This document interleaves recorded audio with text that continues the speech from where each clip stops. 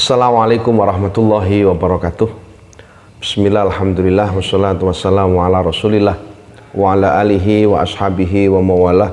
La haula wa la quwata illa billah. Para mahasantri yang sangat saya banggakan, alhamdulillah wa syukrulillah, kita bertemu kembali pada kajian kita, kajian fikih. Semoga setiap pertemuan membawa manfaat, keberkahan bagi kita fitini wa dunya wal akhirah. Amin. Liridhaillah wa li syafaati Rasulillah sallallahu alaihi wasallam wa li karamati auliyaillah wa li taf'il bala wa tarki syaqa wa su'il qadha wa syamatatil a'da wa li talabi husnul hatimah wa li naf'il ulum wa husul salamah fit dunya wal akhirah wa jami'i masyaikhina Mbah Abdul Karim, Mbah Marzuki Tahlan, Mbah Makhrus Ali, Mbah Jauhari, Mbah Idris Marzuki, wa talamidina wa talamidatina. Al-Fatihah.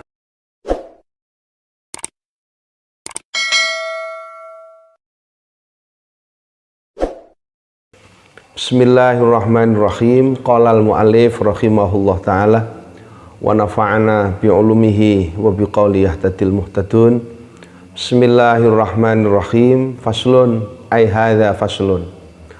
Wa furudul wudu'i utawi piro-piro fardune wudu' iku sittatu asya'a, ono 6 piro-piro perkara.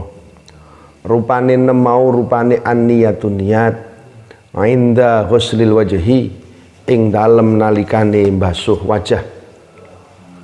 Wa ghuslul wajhi lan mbasuh wajah. Wa ghuslul yadaini lan mbasuh tangan loro. Wa ghuslul yadaini lan mbasuh tangan loro ilal mirfaqaini tumeka marang sikut loro. Wa mashu ba'di ra'si lan ngusap setengahe rambute sirah. Wa mashu ba'di ra'si lan ngusap setengahe rambute sirah. Wa ghuslur rijlaini lan basuh sikil loro ilal ka'baini tumeka marang polok loro. Wa tartibulan tertib alama ing atase keterangan dzakarnahu kang wis nutur sapa ingsun ing ma. Bismillahirrahmanirrahim. Materi kita saat ini menjelaskan tentang fardunya wudu. Wa faraidul wudu sittatun an-niyatu inda ghusl wajhi. Fardunya wudu atau biasa atau disebut juga dengan rukun-rukun wudu ini ada 6. Artinya rukun itu segala sesuatu yang harus terpenuhi pada saat kita melakukan satu rutinitas ibadah. Wudu berarti sesuatu yang harus dipenuhi di dalam wudu. Sholat, segala sesuatu yang harus terpenuhi di dalam sholat. Ini namanya rukun. Oke, nanti lebih jelas kita jelaskan tentang rukun dan syarat pada bab sholat. Kita bahas tentang rukun-rukun wudu. Yang pertama adalah an-niyatu inda ghusl wajhi. Yang pertama adalah niat pada saat kita membasuh muka. Sebelum itu kita jelaskan, ingin saya perjelas kepada kalian tentang apa itu niat. Nah, niat itu apa? Niat itu adalah qasdu syai'i muqtaronan bi fi'lihi. Menyengaja untuk melakukan sesuatu yang pelaksanaannya itu secara bersamaan. Jadi antara sesuatu yang kita inginkan dengan pelaksanaannya itu dilakukan secara bersama-sama. Itu dinamakan niat. Katakanlah dalam bab wudu, niat itu harus bersamaan dengan membasuh muka. Berarti antara niat dan basuh muka ini harus secara bersamaan. Ini berbeda dengan niat, itu adalah azam. Azam itu antara pelaksanaan dengan keinginan, ini tidak bersama. Saya ingin ke pasar, ini antara keinginan ke pasar dengan pelaksanaannya itu tidak sama. Saya habis lebaran ini ingin melaksanakan akikah, satu misal nih. Berarti antara keinginanmu saat ini dengan pelaksanaan akikah itu agak belakang. Itu tidak disebut niat, itu namanya azm. Tapi kalau niat, itu antara keinginanmu dengan apa yang kamu lakukan, ini dilaksanakan secara bersamaan. Pada saat wudhu, kapan? Pada saat wudhu itu, yaitu pada saat membasuh muka. Kalau kalian sholat, itu pada saat takbiratul ihram. Pada saat Allahu Akbar, pada saat itulah niat dilafalkan. Niat diucapkan di dalam hati. Nah, kalau pada saat wudhu kapan? Pada saat kalian membasuh muka. Ini yang pertama. Jadi niat itu pertama harus bersama dengan pelaksanaan di awal. Pada saat wudhu, pada saat basuh muka. Itu tentang niat. Kedua, bahwa niat ini harus dilaksanakan di dalam hati. Tidak sah orang berniat itu diucapkan. Pelafalan niat itu hukumnya sunnah. Tapi pelaksanaan niat itu di dalam hati. Jadi gak ono wong wudu begini prakteknya. Tangan basuh bismillahirrahmanirrahim, nawaitul wudu lirafil hadasil asghar, satu misal nih. Kemudian habis itu basuh muka. Ini bukan niat. Karena apa? Niat itu satu harus bersamaan. Itu kan namanya mendahului. Nawaitul wudu. Lah niatnya pada saat basuh muka tidak ada niat. Ini tidak tepat. Jadi niat itu satu harus di dalam hati. Kapan niat itu? Pada saat di awal kita melaksanakan ibadah. Ibaratnya wudhu pada saat kita basuh muka. Mak biok ke wajah. Ini harus ada niat pada saat air itu sudah nyampe ke wajah. Jangan belum sudah niat dulu. Nawaitul wudu'a, tangan dibasuh di tempat air, niat nawaitul wudu lirafil hadasil asghar, kemudian basuh muka. Ini namanya tidak muqtaronan bi fi'lihi. Tidak bersamaan dengan pekerjaannya. Itu satu. Kedua, niat harus di hati. Tidak nawaitul wudu, itu tidak. Tema biok, ketika air berada ditaruh di muka, itulah di dalam hati kita mengatakan nawaitul wudu lirafil hadasil asghar. Sementara sebelum niat kita membaca nawaitul wudu lirafil hadasil asghar, itu hukumnya adalah sunnah. Ini catatan yang ada di dalam niat. Itu berdasarkan apa? Hadis. Ada satu hadis diriwayatkan oleh sahabat Umar ibnul Khattab. Beliau mengatakan, Rasulullah mengatakan innamal a'malu binniyat, bahwa keabsahan satu amal ini harus bersamaan dengan niat. Hadis ini diriwayatkan oleh Imam Bukhari dan Muslim. Makanya di setiap ibadah harus ada niat. Kalian nih mau sholat sunnah ada niat, sholat duha ada niat, taraweh ada niat, berzakat ada niat, berpuasa ada niat. Semua aktivitas kita itu kudu ono niate.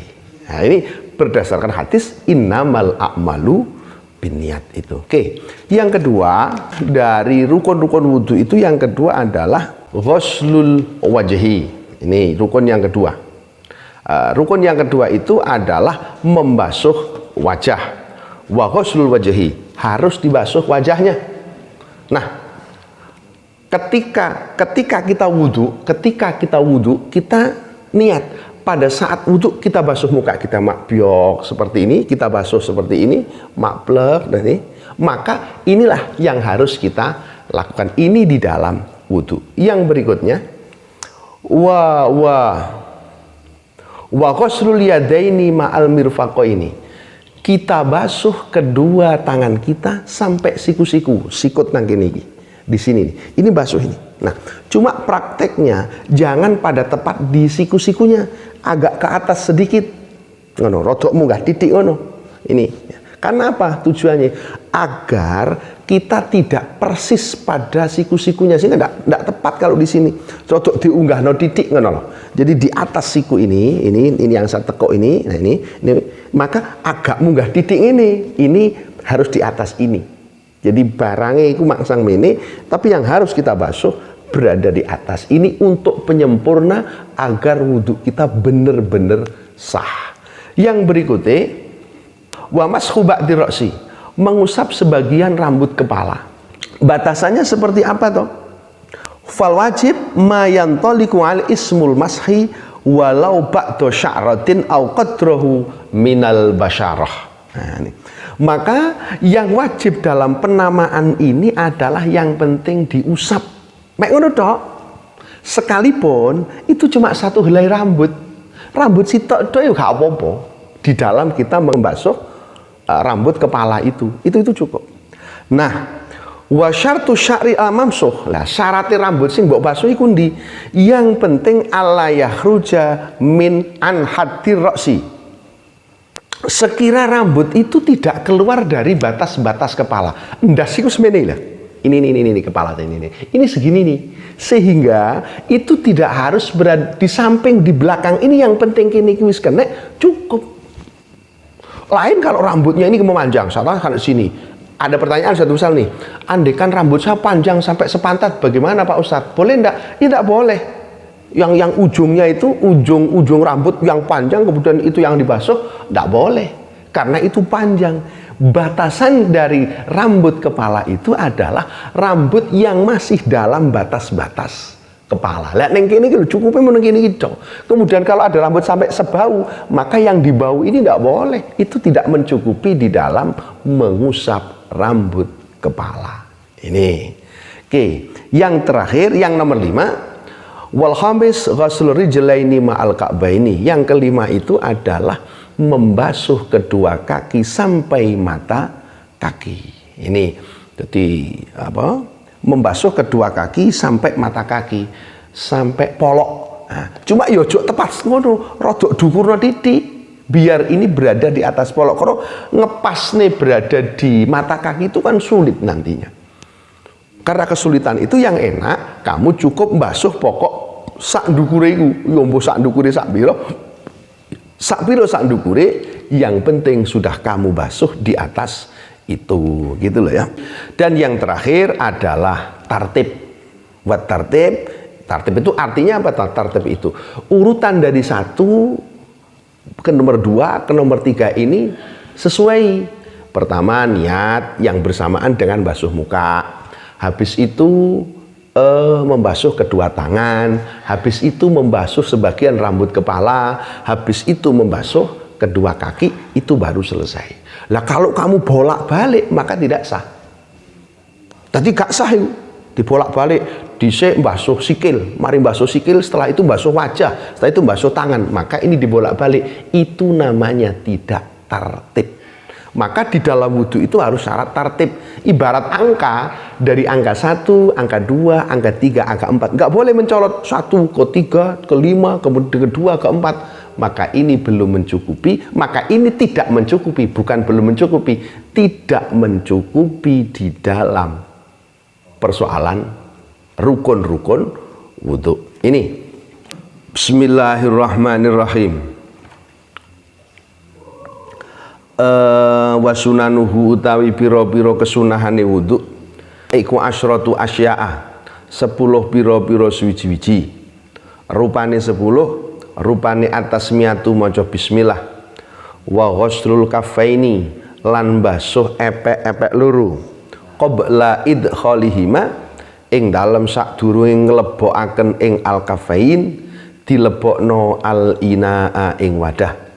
Wal madmadhatu lan kekemu, wal madmadhatu lan kekemu, wal istinsyaku lan nesep banyu marang irung, wa mashu jami'ir ra'si lan ngusap sekabehane rambute sirah, wa mashul udhunaini lan ngusap kuping loro, rupane zahirihima jabane udhunain, wa batinihima lan jerone udhunain oleh ngusap mau bimain kelawan banyu jadidin kang anyar, wa tahlilul lihyati lan nyela-nyelani jenggot al kathati kang ketel, wa tahlilu asabi ilyadaini lan nyela-nyelani piro-piro drijine tangan luru, warijlaini lan sikil luru, wa taqdimul yumna lan dhisikaken anggota tengen alal yusra ing atase anggota kang kiwa, wa taharatu lan sesuci salasan kelawan ping telu, salasan kelawan ping telu, wal muwalatu lan nuli-nuli. Oke, kita lanjutkan. Setelah kita sudah membahas tentang rukun-rukun wudhu, kita membahas tentang kesunahan-kesunahan di dalam melaksanakan wudhu. Baru ini kita akan tahu mana tahu yang sebenarnya yang wajib dalam wudhu dan mana tahu yang sebenarnya sunnah di dalam wudhu. Sehingga ketika kita melakukan sesuatu yang tahu mana yang wajib dan mana yang sunnah, maka kita akan mudah, oh ini wudhunya sah, oh ternyata ini sunnah, oh ternyata ini yang wajib. Itu kita akan tahu di sini. Pertama, at-tasmiyatu. Orang wudhu itu disunnahkan baca basmalah. Sebelum wudhu baca basmalah.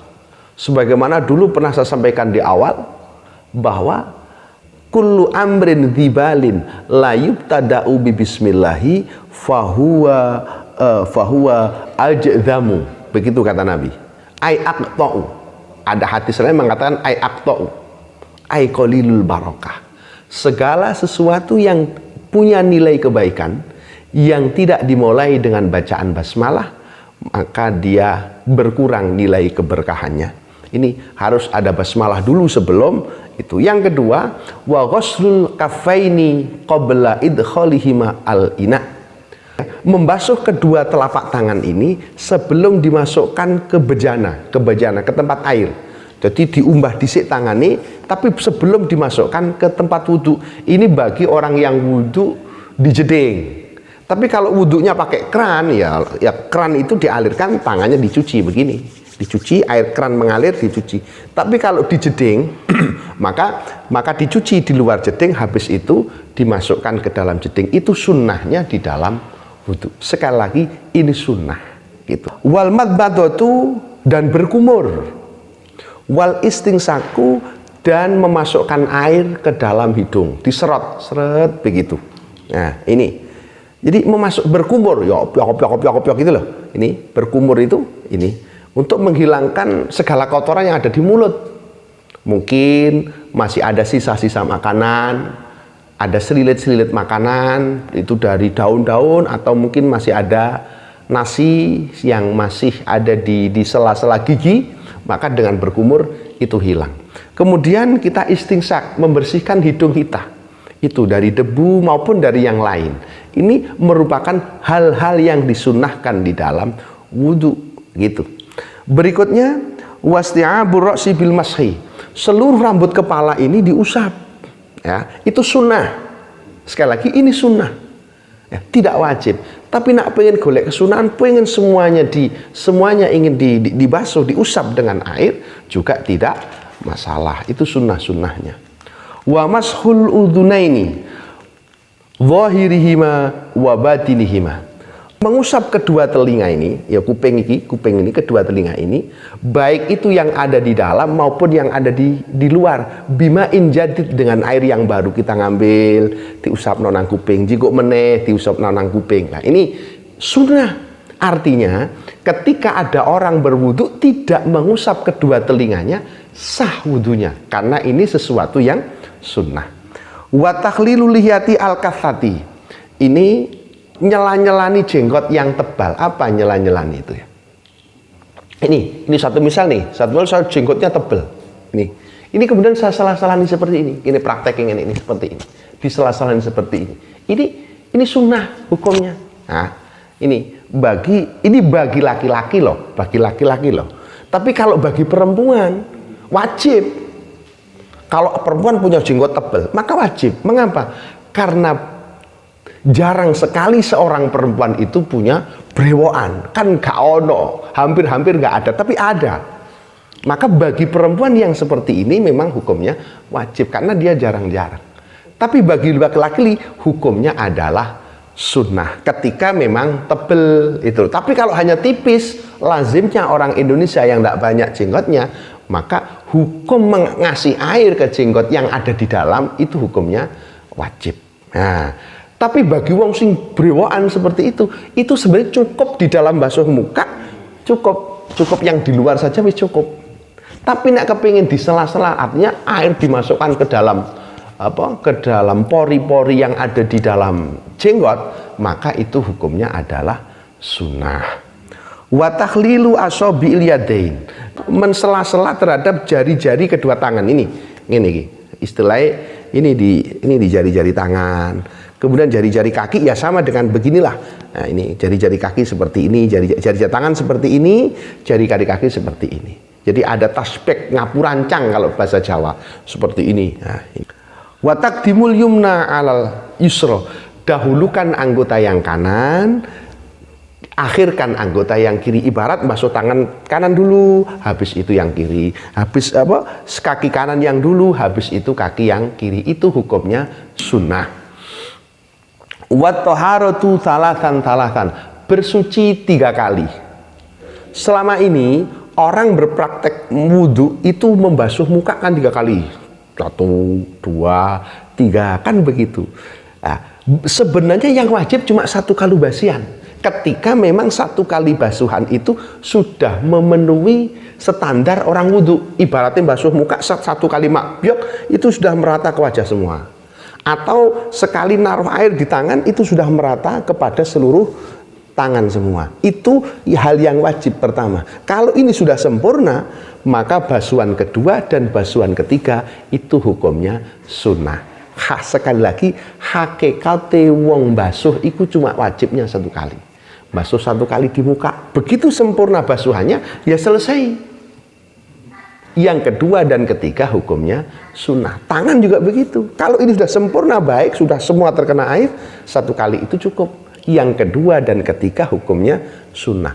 Tapi nek basuh pertama makbyok ini belum rata, maka basuhan kedua ini masih dihukumi 1 kali basuhan, belum dihukumi 2 kali. Mengapa? Karena basuhan pertama itu belum sempurna terkena air, basuhan kedua itu baru sempurna. Maka untuk mencapai kesunahan ini harus sempurna dulu, sekalipun sampai 2 kali basuhan. Oke. Wal muwalatu, nuli-nuli. Apa ya nuli-nuli itu? Mualah itu begini. Jarak 1 basuhan dengan basuhan yang kedua itu tidak jeda waktu yang lama. Tidak wajib. Yang wajib itu tartib. Habis basuh muka, basuh tangan, habis basuh tangan, ngusap sebagian rambut kepala, basuh kaki, itu wajib, tartib. Tapi mualah tidak wajib. Nah, mualah itu apa?